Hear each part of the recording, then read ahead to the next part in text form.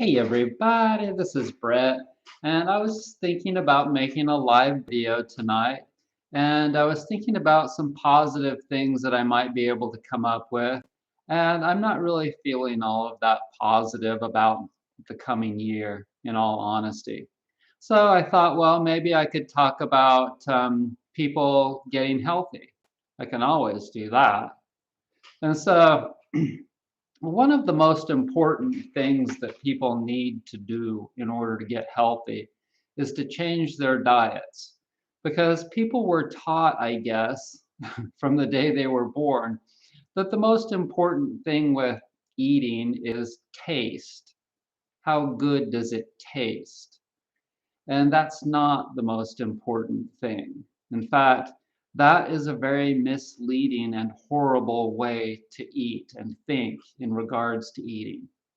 And so, yeah, I really think that a lot of people need guidance from somebody that's been around the block about 500 times. And I happen to be that person because I have read quite a few books and I have been dealing with this thing for a long time. And I have a general idea on the path that people need to partake of in order to get through the labyrinth. And it's a very difficult path. I mean, there are so many different ways that you can take, but you have to get to this ultimate place at the end. And this place is, you can go all these different routes. You can start with reducing meat. If you feel that you really need to emotionally, maybe mentally, etc., you've been really thinking about getting away from eating animal foods, at least quite maybe cut it in half, perhaps. Maybe that's what you need to do. Um, that's not the only thing in that regard. Okay, so you have to think about nutrition as well. So if you're going to reduce animal foods, you also should start thinking about not consuming mass-produced animal foods. Okay, so that's a serious problem in our country. And it's also a serious problem for our animals. Those of you that care about your dogs and your cats, your omnivores, your carnivores that really need meat, but the way that we're able to have so many dogs and cats is that the food for them is mass produced in these big long houses, these big long corridors where the animals, the chickens mostly, never see the light of day. Well, people eat that. People actually eat that. And even the organic varieties are not very good quality and they're genetically changed. Okay, so they're screwballs.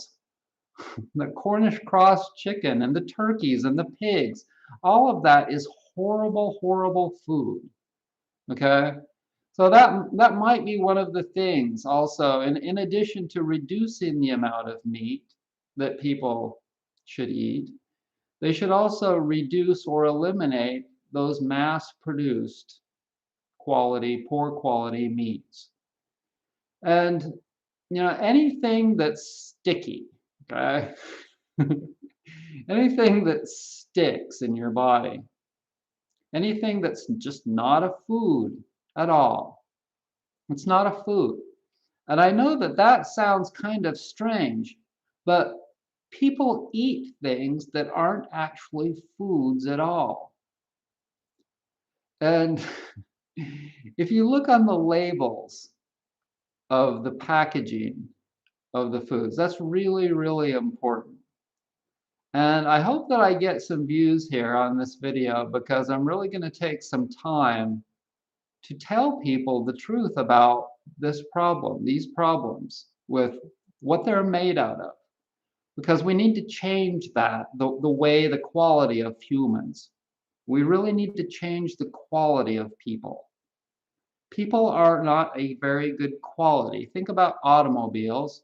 and how like General Motors or Chevy, various brands of automobiles are not really very good quality. Think about if that rubs you the wrong way, think about something else that's just, you know, that brand is not a very good quality. Okay, so human beings largely in this world are not only mass produced, but they're largely of a low quality. And in order to change that, they need to change the fuel that they consume. And when I tell you this, I'll look you straight in the camera eye because it's absolutely true. You are what you eat, and you are what you think, but you have to be honest about things as well. So, you know, you have to try and remain positive through this entire scenario, but I wouldn't expect that all the time, because when you change your diet, all of the bad gunk that was collected in your body from the past, and the older you are, the more polluted you'll be. And it also depends on a lot of other things, you know, where you lived and whom you communed around, the kinds of people that you were around, all the quality of everything that you've been exposed to in your life determines how good a quality you are. But it's not just that, it's probably also that for which you were, the lives that you lived before this life. It's a whole lot of things that determine how good a quality of a human being, a spirit that you are. Hi, Leah. And so, um, in the beginning, I found out that I was allergic to wheat and dairy, and that those two foods were the things that caused me the most digestional grief. And so those are the things, along with processed foods. So for me, the reason I gave up processed foods is because mentally I'd read about how that was not good, and that the foods were demineralized. And these were things that humans had done to the foods for different reasons. And I thought about that for a long, long time. And in the very beginning, I came to the conclusion that they were trying to make foods addictive, and or people were demanding the food. So it works both ways. People were demanding addictive foods, and there were people that were willing to supply that need. And it's not really a need, it's more like a, I don't know, what would you call an addiction? It all reflects the person's lifestyles as well. So anyone that's changing their diets should know, you should know that you can't just change your diet. All of the different other aspects in your life that are connected, and they all are, everything is connected. So you should expect that gradually you'll be prompted. You will be prompted to change your spirituality if you don't have any. You'll be prompted to change your job. Eventually, you'll probably start thinking, this job, I'm tired of it, or it's not ethical enough, or it doesn't coincide with my lifestyle anymore. All kinds of things that you will have a problem with, that you will have to change. So,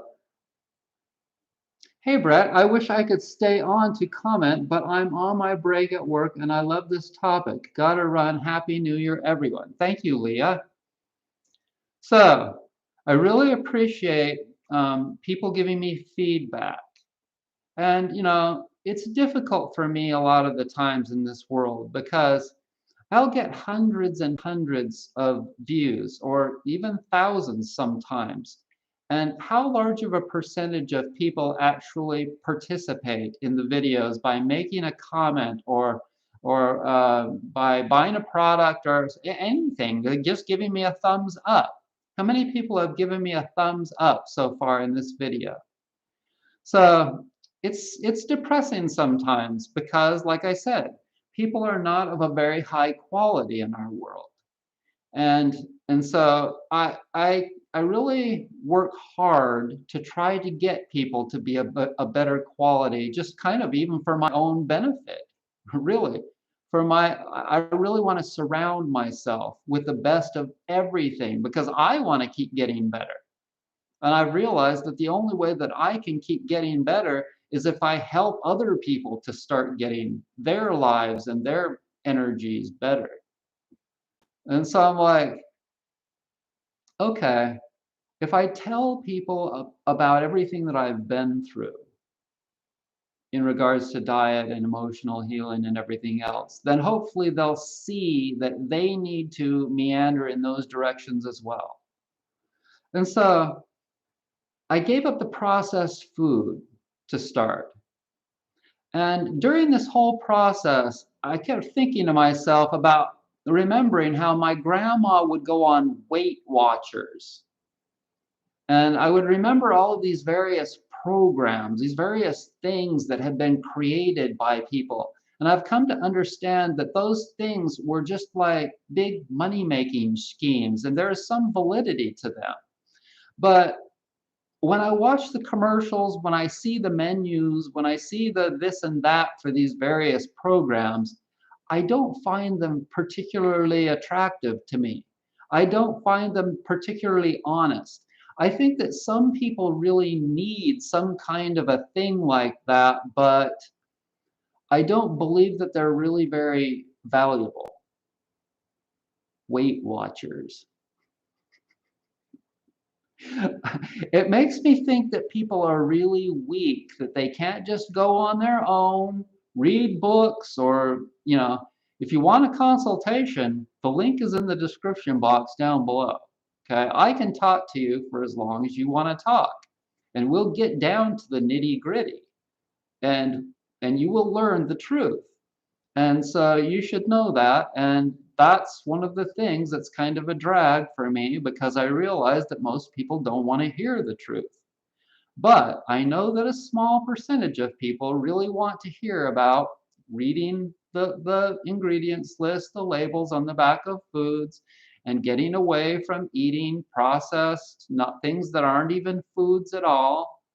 A lot of people they want to still be able to eat a little bit of sugar. That's just not on my menu, you know. Yes, eating whole sugars is totally fine because that's within the rules. Okay, so there are set rules. There are set rules. And one of the rules is to only eat whole foods. So anybody that thinks that it's okay to eat cake and candy, just a little bit here or there, a little bit of chocolate and this and that, it's only okay to eat those foods if there's whole sugar, unadulterated, whole, God-given. Okay, so for those of you that are Christians or Buddhists or whatever, naturists, pagans, the only way that's acceptable to consume food, and this may or may not be in your good book, your Bhagavad Gita or whatever. I didn't need to read any of those. I read many books, but one of them is called Healing with Whole Foods. Okay? Paul Pitchford. It's a great book. It's a big, thick reference book. You don't read the whole thing. You don't just read through the whole thing. It's like an encyclopedia, but you can read like a whole chapter about eating like whole foods. And you can learn about the specifics about what people do to foods to take all the minerals out of them and then just make some kind of a poofy donut thing that people really love to eat. And it gives them a big sugar rush and kills off their pancreases and their abilities to produce insulin. And pretty soon they've got diabetes and they're deader than doornails. So if you just eat foods naturally, then you will totally so avoid so many diseases. It's absolutely insane how many diseases you'll avoid. And so you redo some reading, you talk to somebody like me that really knows the truth, not Weight Watchers or some funny little program where they're like, well, okay, you can eat this little, you get like this TV dinner thing, right? I mean, I suppose that that might be acceptable or more of a viable alternative for some people that their lifestyles are just insane. There's no way that they can possibly stop and make fresh foods for themselves because they have so much stress on their plates, blah, blah, blah, blah, blah, blah. But I am totally geared towards helping people to get real. And when I say real, I mean quitting processed foods, like just stop. And generally, in order to do that, you've got to do enemas. And now watch, people will immediately leave the scene here. Because people have accumulated so much toxicity. This is why I say this, that people really need to do enemas. People have accumulated so much toxicity in their bodies that if they go and they start to just eat whole foods, their bodies will go into a state of elimination and start moving a lot of fat, that fat that's full of toxins, and those tissues will start breaking down, their immune systems will start kicking in, all kinds of things will start functioning properly, but their bodies will be in this like horrendous state of, not horrendous, but like this extreme state of elimination. And that most of that is going to come out your rear end. And when you get an amount of toxicity caked in the large intestine region, you need the power, the magical power of water. This is not just for loading in this end.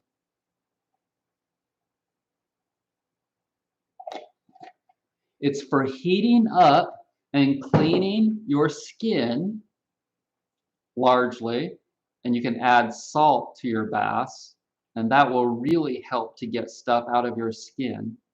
But also for loading into your large intestine and washing it all out multiple times until the water comes out clear. And these are things that you are not going to see on the news. You're looking at somebody that would be long dead. I'd be dead years and years ago had I not started doing enemas to get all of the mercury amalgam filling the material. My mouth was so sore. I had so much pain. And man, I'll tell you, between dentists and dermatologists and regular medical doctors back in my 20s, I really, really, really learned my lesson with the medical industry. And to this day, I have never paid 1 penny, not like I could afford it, but I've never paid 1 penny for health care, they call it. The amazing thing to me, absolutely amazing thing to me, is that they call it that. It's insane. If you go up to people that are really healthy, a lot of them will be vegan, okay? A lot of them will be vegetarian. Even those that aren't vegan or vegetarian, like what do you call them? The primal eaters. They also eat whole foods, and those people will be a lot healthier.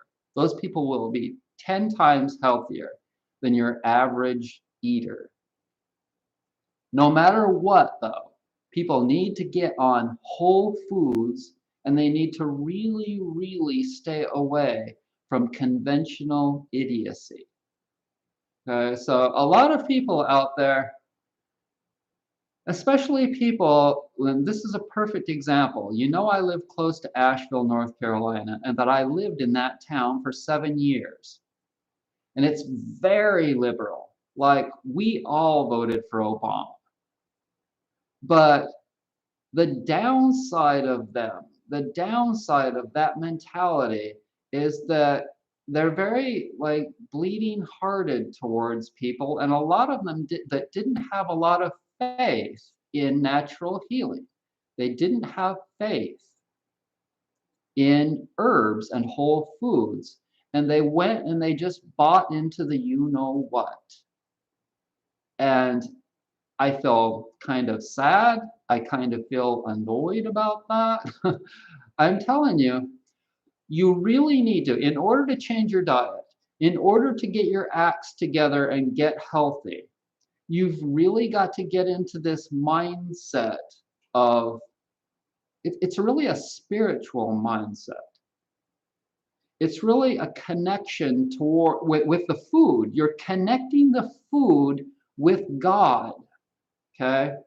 People are down on me because I'm not like, it's not that I don't believe in Jesus, etc. It's that I don't believe in the story of how he died for our sins and all of that. Okay? But I have a deep spirituality that goes beyond this world, but within this world, I believe strongly that the trees and the foods and the animals are all one with us. Okay? Let me drink a little water. That gets me very emotional.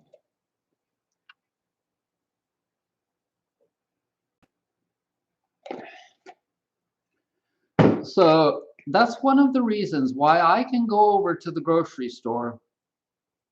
It's also like why I've been able to go to the grocery store for almost 30 years now. It could be 30 years. It's been so long, I can't remember specifically when I started. It was the early 90s. Okay, very early 90s. But it's why I can walk past the donuts. I can walk past the cake and the candy and the obese women that are making cakes behind the counter there. They're squirting all that sugar stuff and they're making wedding cakes and birthday cakes and da, da, da, da, da. And then you've got all of these people in the deli. I worked in the deli in Safeway in Jackson Hole, Wyoming in 84. 84. Okay, I've worked in a couple of delis. I know what's going on back there. They're making their mass-produced rotisserie chicken. They're making rotisserie chickens and all kinds of macaroni and cheese dishes and things like that. And people love it, you know, and they're clogging the crap out of their bodies, and then they're going over to the pharmacy and loading up on drugs. And they're getting their V's and all of this and that. But if you're somebody that recognizes that you need to change your diet, that's another thing that you need to get past. Because we've grown up with television and we've grown up thinking that all of those M&Ms and Snickers bars and Dunkin' Donuts, we've grown up thinking that that's all a-okay, and it's not. Okay, so I'm not trying to be a Scrooge or anything here. I'm just here to tell you that you need to get this new mindset in order to change your diet. You have to draw a hard and deep line in the sand, okay? And that line says that I do not eat anything but whole foods. And when you do that, you will get cravings and you're going to go through a lot of crazy withdrawal troubles. Okay. And I will tell you that I've said this before, but in case you haven't heard it, the first 6 months for me, when I did that, when I started learning the truth about processed foods, and I didn't get rid of meat, I didn't change stop eating mass-produced meat or any of that. All I did was stop eating processed foods, which, cakes, candy, donuts, white flour foods, all of that, sugar. Okay, so for the first 6 months, I sweated all night long.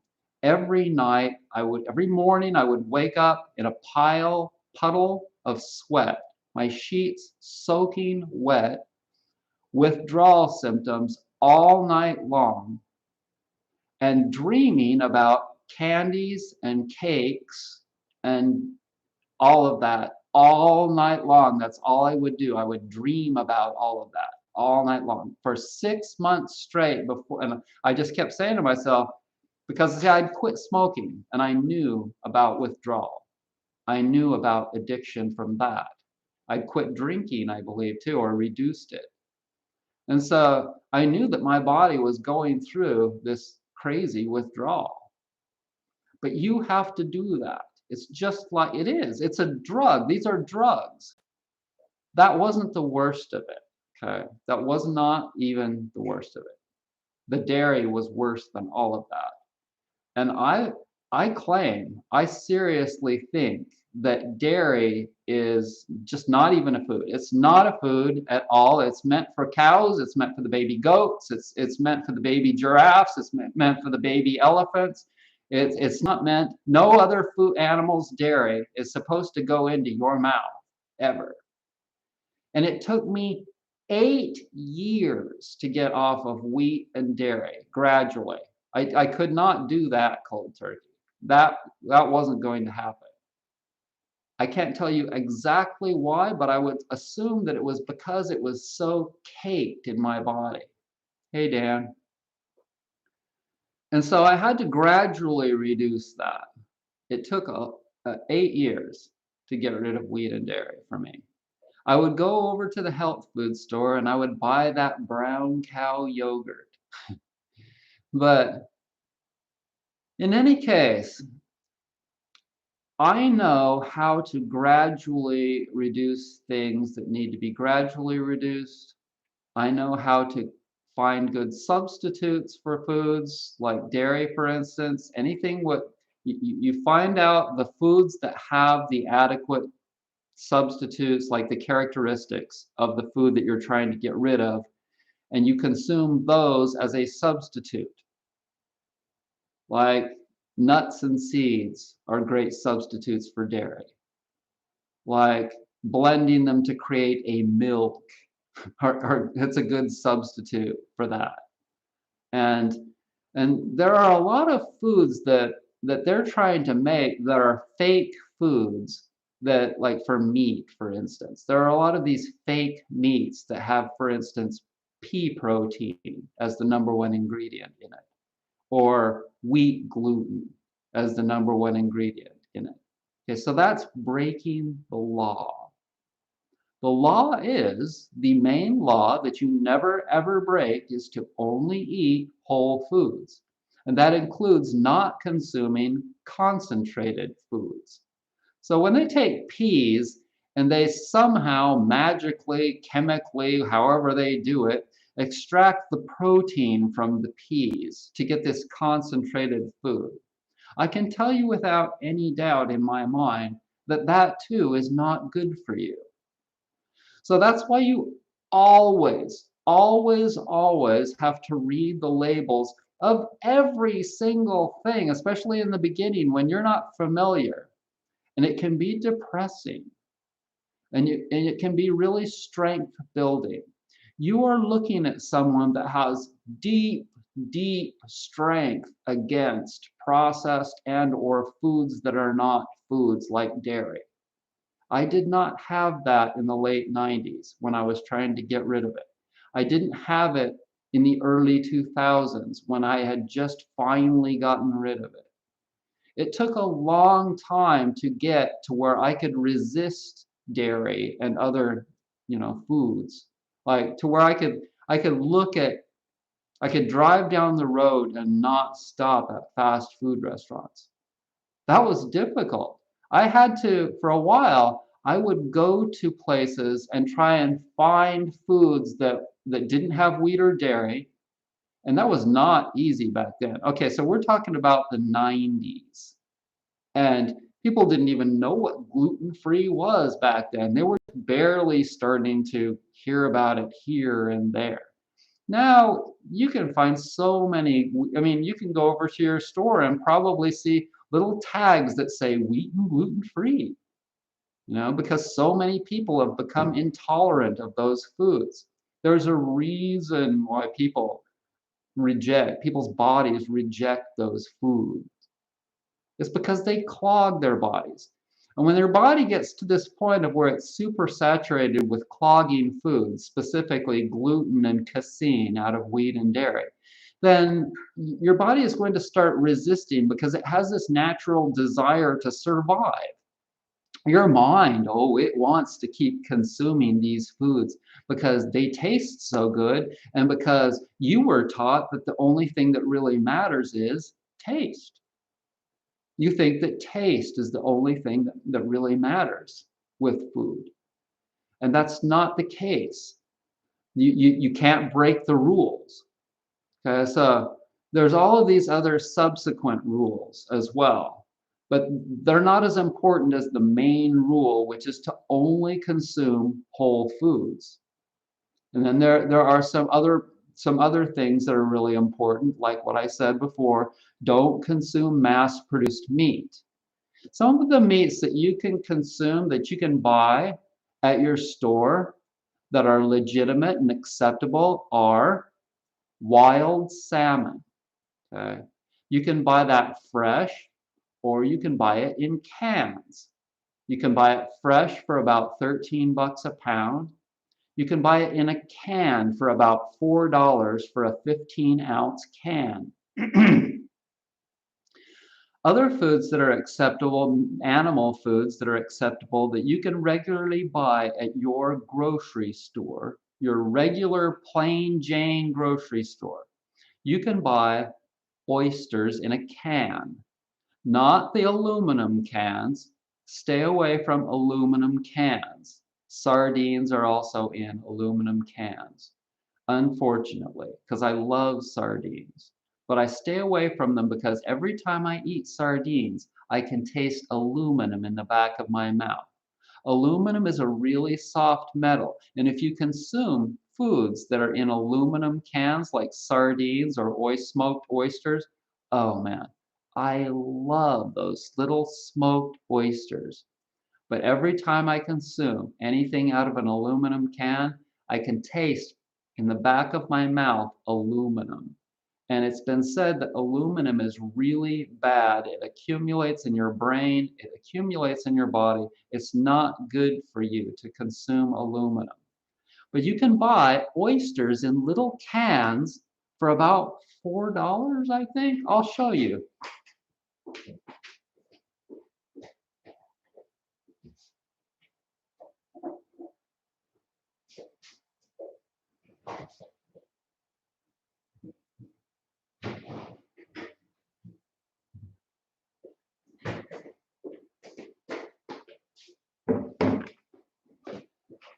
Okay, so here's a can of salmon, and there's a bunch of different varieties of this, and brands of this.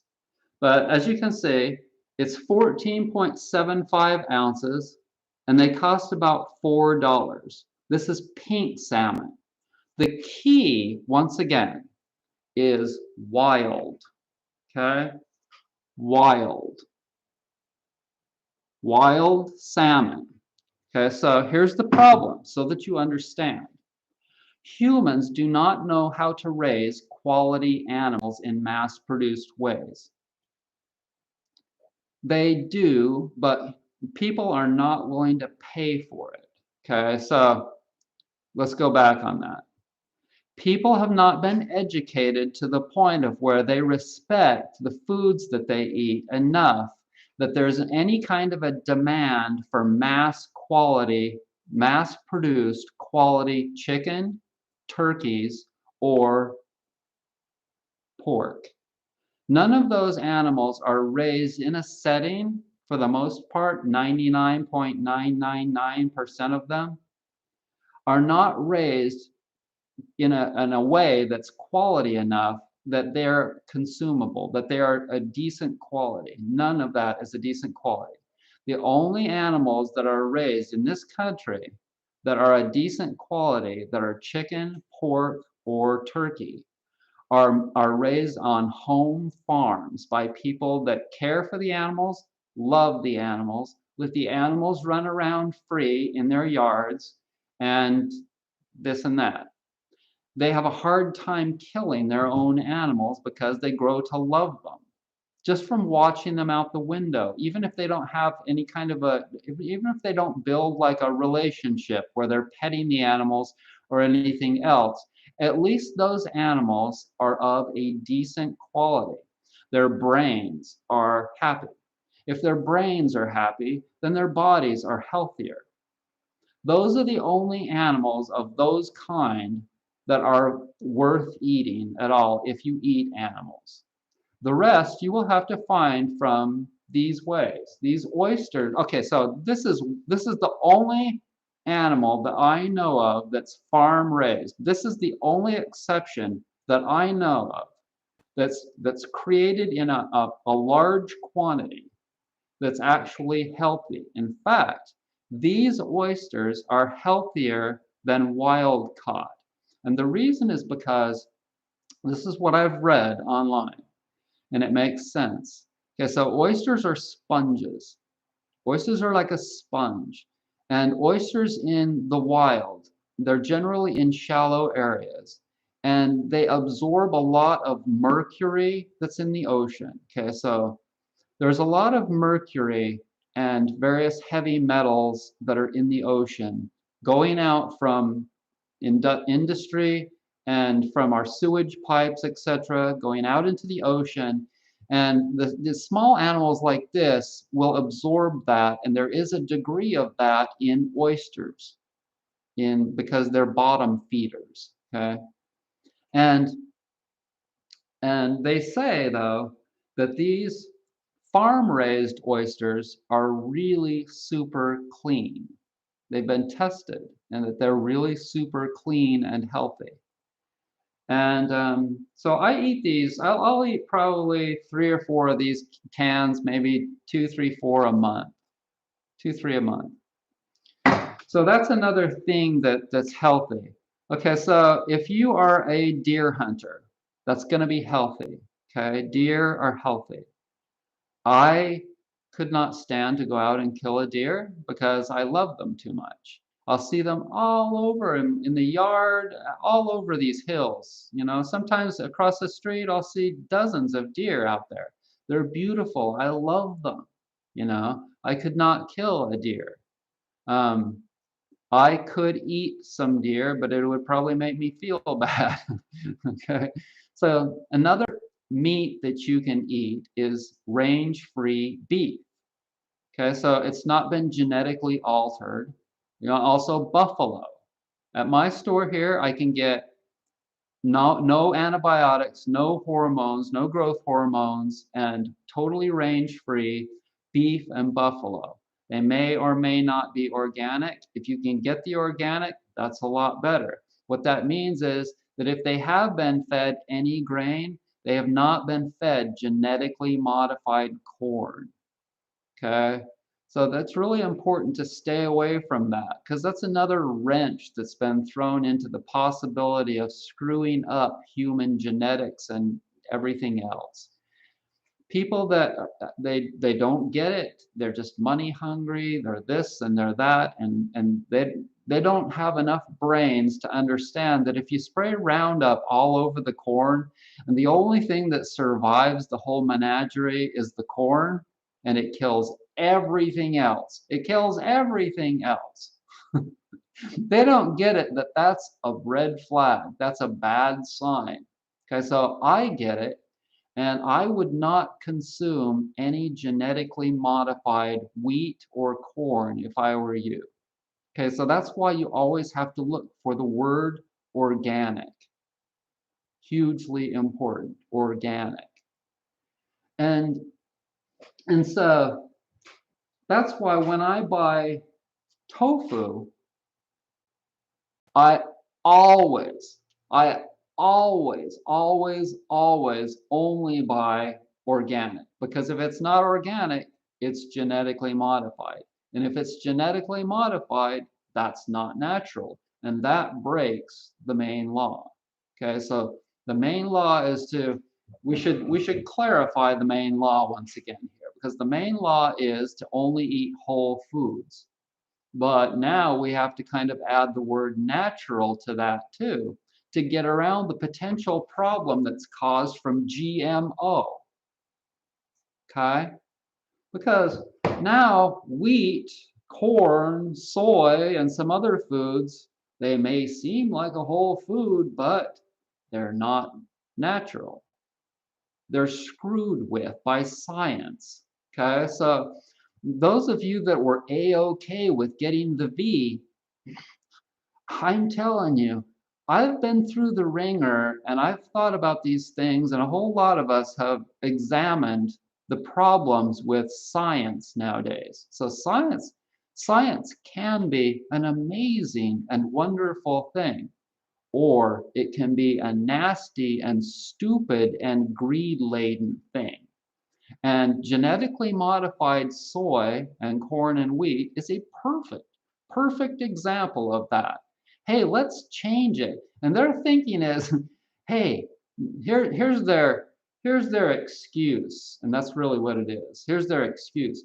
Well, if we do this, then we can get around the pesticide problem or the pest problem, the insect problem. We can avoid that and we can grow a lot more food and we'll be able to feed the world. We can save all of those people that are starving in Africa. Okay, so that's kind of a nice thought, to be able to save all the people that are starving in places in the world. Unfortunately, you cannot break the law. You cannot change the natural way that you grow foods. You cannot change the natural um, biological, and so, you know, obviously I'm not a scientist and can tell, and there's no way that I can tell you specifically how they genetically modify the things. I've not studied that. I don't have the time to play those games in my life. All I have time for is to the basic understanding of what to do and what not to do, and what's acceptable and what's not acceptable. Okay, and so I can tell you without any doubt that it's not acceptable to change the genetic basis for what a soy plant is, for what a soybean is, or a peanut, or wheat, or corn. You cannot change that just so that you can quick fix. That's what they're trying to do. They're trying to, like, well, if you just spray out this toxic pesticide all over, then you can kill all the other weeds that are that are taking up the nutrients from the plants, from the corn. It doesn't work. That's just a stupid quick fix. And so definitely don't buy into anything that, look up foods that are typically genetically modified. I've told you 4 right there. Actually, peanuts, I'm not aware of that or not. Are peanuts, does anybody know, are peanuts genetically modified these days? I can't remember, maybe, maybe not. But corn and soy and wheat are definitely about 98%, 96%, something ridiculous, that genetically modified. And the other thing that's really crazy about all of that is that a lot of the corn, most of that corn that's produced out there is used to make ethanol. And if you drive across the Midwest, it's absolutely insane and sickening to see the acres and acres and acres of corn, genetically modified corn that they're growing. And to know how much Roundup is needed to be able to spray all of that, to be able to grow all of that. And how much of that has gotten into our water. Absolutely nuts. And that's why you see me living up here in the mountains, in the Appalachian Mountains. And this particular area that I'm at, I don't hardly ever see genetically modified corn growing. There's just not a lot of open fields here. And I believe that there's also a degree of education that's been accepted here. There is an extreme liberal mindset from all the artists that live here, that maybe that's kind of projected onto the rest of the dumb farmers that might go ahead and try and make a quick buck making genetically modified corn for ethanol. Okay, so let me drink some water.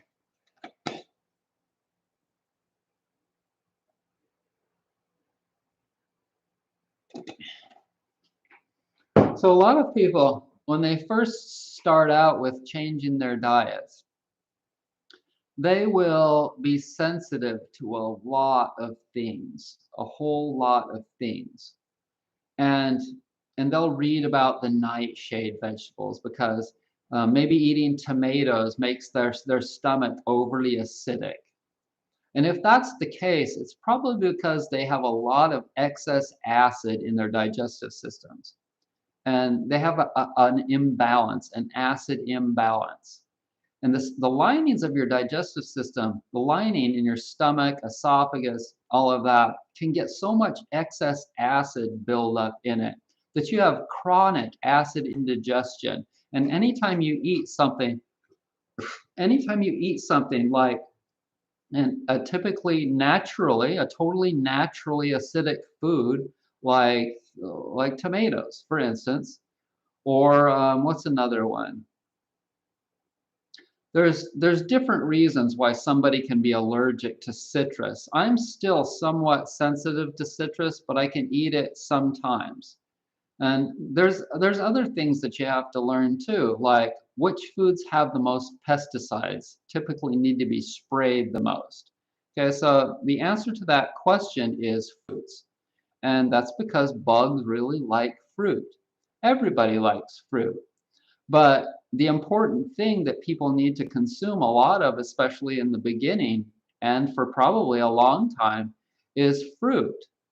And that goes against the macrobiotic mindset and practice. But what I've found is that the truth of the matter is that it's more important to consume a lot of fruit to wash the body out than to worry about the potential downsides of like candida from eating fruit.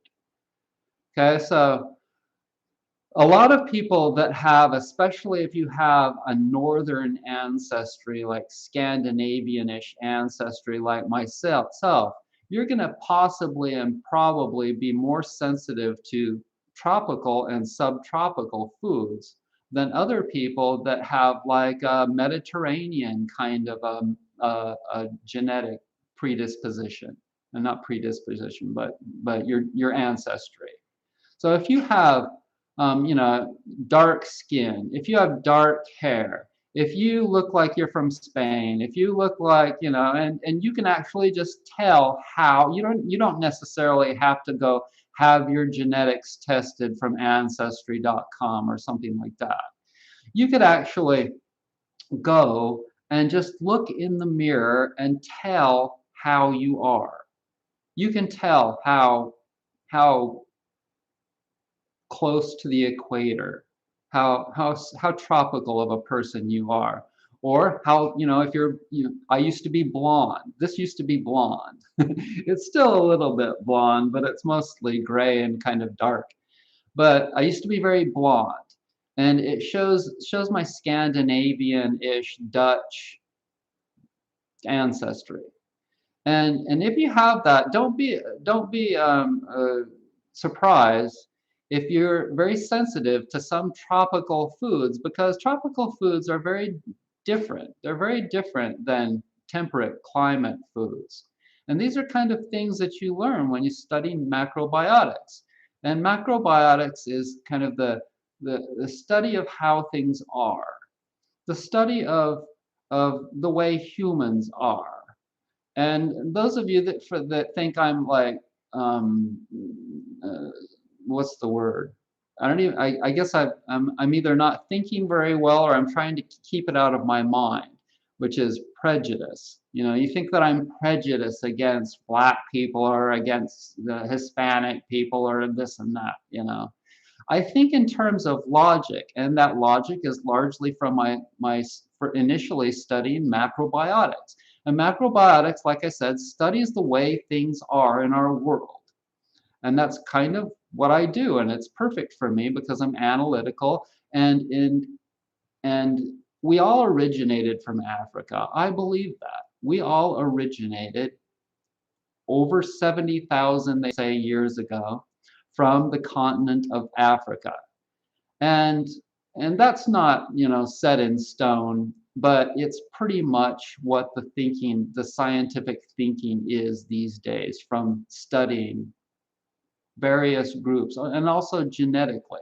There's an amazing documentary on YouTube about how they took the genetics of different regions from different villages around the world, different peoples around the world.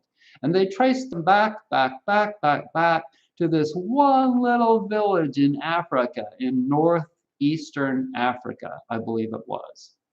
And then they showed how it's most likely that people from that region, roughly 70,000, 80,000 years ago, when the Red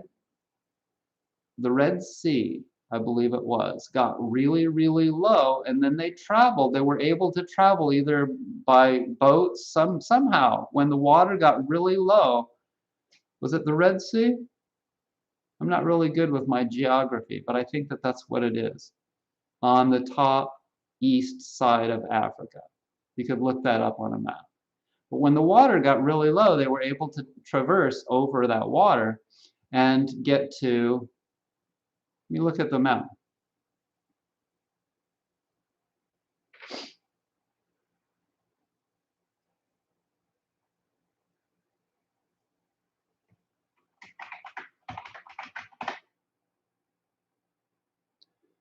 But in any case, it's been said that the colder places the colder people, went to, not evolved to, but like traveled to, the colder regions that people went to, they had to start thinking about how to stay warm in the winter, how to preserve their food, all different kinds of things that they didn't have to think about in warmer regions of the world. And this helped promote thinking. This helped to promote people to start really thinking about how to create things, how to survive. The natural survival instinct had to kick in the colder the region got, you know? But yeah, okay. So the Red Sea. So here's Africa, and here's the Red Sea, and here's Saudi Arabia and Yemen, horrible war-torn nation now.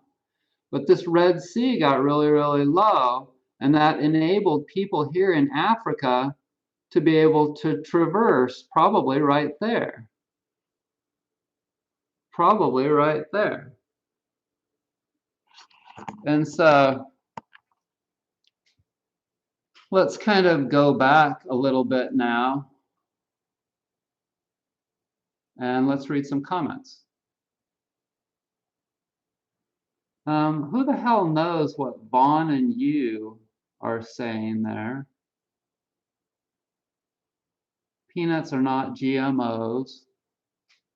Joe says, we have a grapefruit tree, totally organic. Don't know you were citrus intolerant. Gotta have my glass of OJ every morning.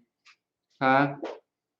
But there are so many different things that people need to consider with their diets. But the most important thing, besides sticking with whole foods, is to listen to your body. And when you eat something, how well do you do with it?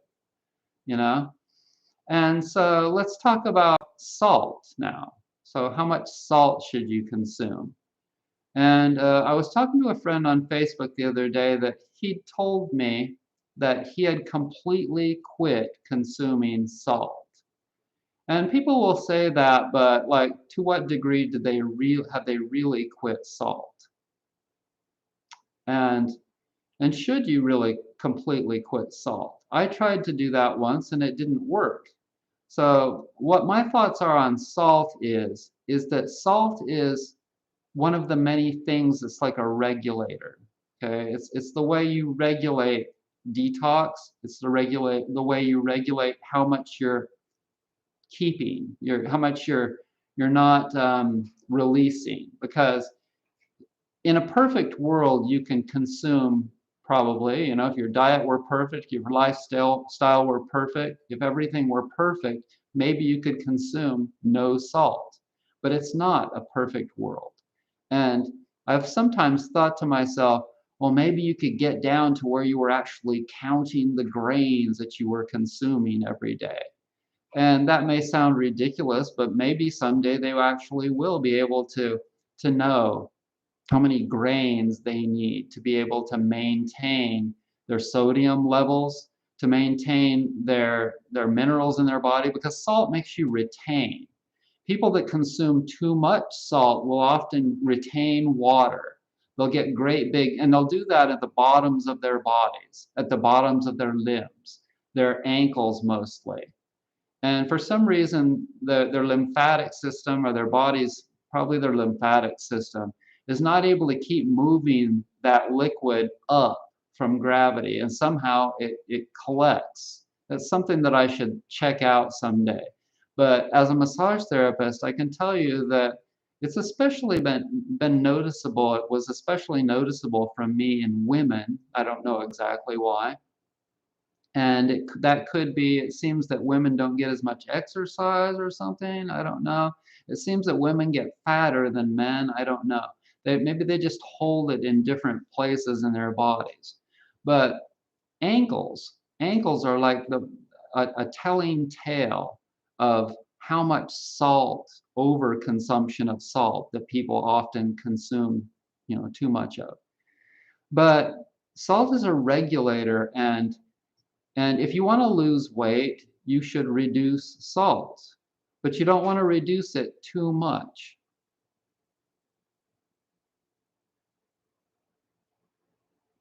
Joe says, never met my parental great-grandmother. I'm told she was as dark as a cacao bean. Meanwhile, I'm high yellow. This term means black guy who can pass for white. Term taken from Roots by A. Haley. It's been a long time since I saw that movie. It was we watched that movie Roots when it came out in the 70s, and it was like a week-long ordeal, something, and everyone was tuned into it. It was like a really big deal back then, and I'm sure you can probably remember, Joe. But we were watching that every night, like it was like kind of it was like the revealing of what happened in America back in the day, back in the 1700s, slavery.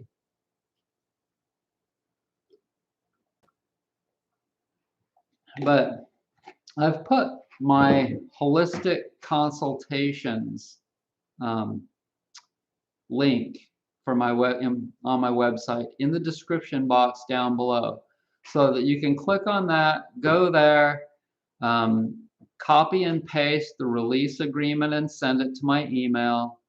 Go to PayPal and make a payment. It's $50 for an hour.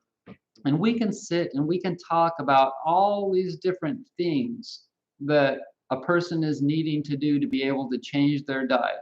And we're talking about legitimate things, legitimate ways for you to work your way out of the standard American diet. And it's not easy. It's something that takes if you decide to take it on and you decide to understand it, start to understand it and accept it and just do it on a daily basis the way I've done it, then it's a lifetime achievement. It's something that you never ever quit. You never, like I finally achieved this level and so that's it, You're always evolving with your diet when you start to understand it the way it is. And so if you're just joining me, definitely go back and watch this video and you'll learn some things. You'll probably learn some things just from watching this video, and and that's it. It is New Year's Eve and I didn't have anything to do. I finished my last job a little while ago.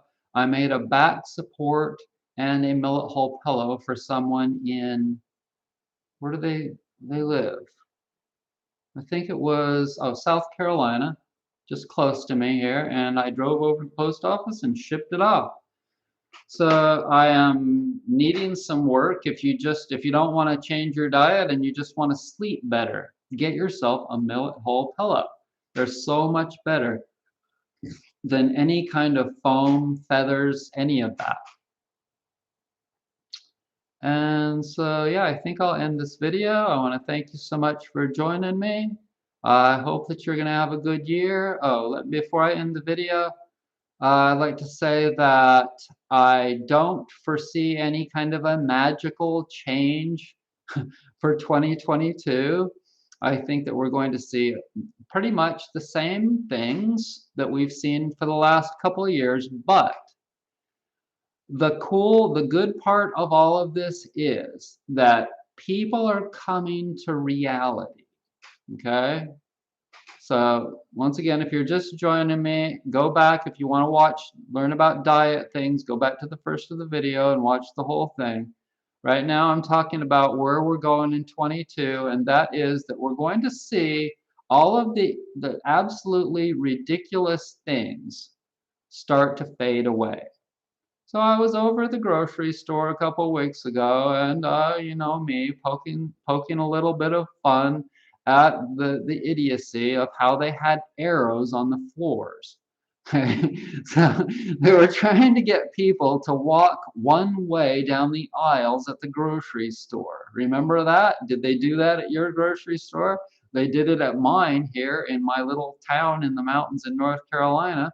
They were trying to get people to walk so that they were not getting too close to one another. You know, remember the 6-foot distance thing? Blah, blah, blah, blah, blah, blah. Well, there are no more stickers on the floor at the grocery store here now. And I saw the manager, I saw Ronnie, and I said, "Hey, Ronnie, man, I really missed the days of those arrows that were pointing us to go one way down the aisles. I really missed that." And he knows that I'm just being a smart ass. But really, the good news is that all of those things and the social distancing and you know, the quarantine, like remember how they were like they were trying to, in the beginning, it was so insane that they were trying to track people down. They were trying to track people down that had been exposed to someone that they had shown was shown positive for the you know what.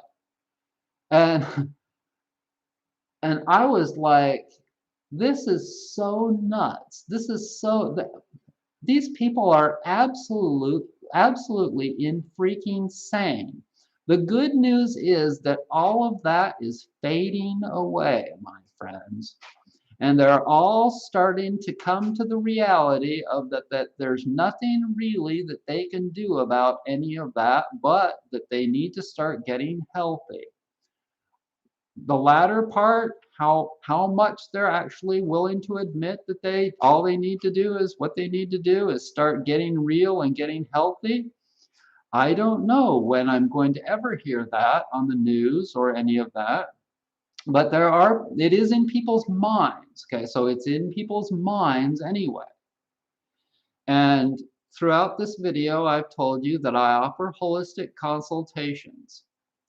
If you're tired of wondering if you're going to get it or if you're going to survive or blah, blah, blah, and you're willing to take the reins, the bull by the horns, you're willing to take the bull by the horns and start getting responsible with your life. Well, here I am. And I may not be a Trump supporter. I may not be a pro-blaxer.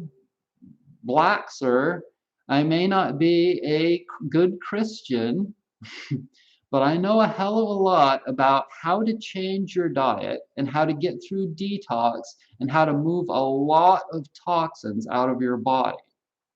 I know a lot about that because I've been through it for a long time.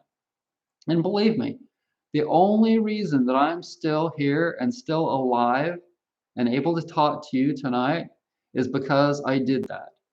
I've gotten out God knows how much crap out of this body, and I've rejuvenated and replenished it. And I know when to turn on the exercising. I know when to turn that up. I know when to massage my neck. I know when to massage my lymphatic system and my digestive system. Today, just today, I saved my own you know what by massaging my digestive system. Okay, so I all of a sudden felt tired today. And so I went and I took a little nap and I got up and I'm like, I know I need to do something here. And I massaged my lymphatic system, my lymph nodes here, because I know my body. And they were sore and they were bulging and tight. I massaged them there. Then I massaged my descending colon. And 5 minutes later, I went and took a dump. And within a few minutes after that, I felt better. Bam! I am able to heal myself. I am able to do things like that, to stimulate things that are clogged in my body and get things moving amazingly fast. If everyone had these tools in their toolboxes, in their tool bags, and they were able to just get them out whenever they needed to. I feel bad. So what do? They go and run to some prescription med, or they go and they make an appointment with their doctors, and then they get loaded full of drugs. It amazes me. If people would spend the time and educate their freaking minds, then they wouldn't get into such horrible peril. And so that's what I have to offer to people.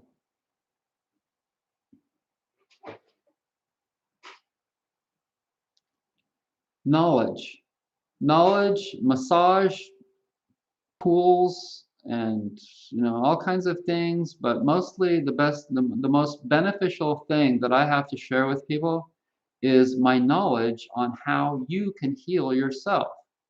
There are a lot of people out there, including holistic practitioners, like massage therapists or Reiki people, or all different kinds of holistic health practitioners, but most of them are still enablers. They don't teach people how to heal themselves. And that's just a travesty. It's just like a wrongdoing. The most important thing that any natural healer can do is teach people how to do their own healing. What this does is this enables us as healers to be able to do our own healing and to be able to adjust our own lifestyles. I don't want to have to spend my days and nights just working, doing massage on people. I came to realize that this was a dead end for me personally, not just for them. It was a dead end for me to sit and massage people for hours after hours after hours. And when I started to learn how valuable self-massage was, and then I started to teach people how they could do self-massage, I was like, well, this is what we really need to do. And so I do that too. I don't just do holistic consultations. I do massage consultations. And if people would just spend an hour, $50 for an hour of my time here and there, and just continue to practice. It's just like playing an instrument.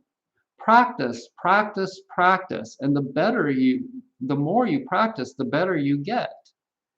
And it's not easy being able to tune in to your body all the time, especially when you're sick, because when you're sick, your mind isn't working all that great. You may be really irritable, you may be really angry, you may have all these emotions come up. And the planets are constantly moving around and affecting us too, especially the moon. And so we can go through these times, these highs and these lows, and difficult times, where we don't have a very strong ability to know what we need. But the more you practice, the more you can get past that no matter where you're at. And so yeah, if people would spend a little bit of time here and there, an hour here and there, talking to me and or somebody else and educating themselves on how they can heal themselves by various means, not just diet changes, but breath work, and sitting quietly is really huge. And that's something that you can just practice on your own. And a lot of people don't have a very strong ability to do things on their own. This is one of the most difficult things for people, not me. I've always been a do-it-yourselfer and somebody that really did well on figuring things out on my own. My dad was gone to the bars, my mom was working and my dad was gone to the bars. And so maybe I got conditioned to be able to figure things out and do things on my own. And not everybody has this because maybe they had the family support, So there's pros and cons to everything. There's pros and cons. There's pros to having been left alone when I was 8 and my dad was off to the bar in Poway, California.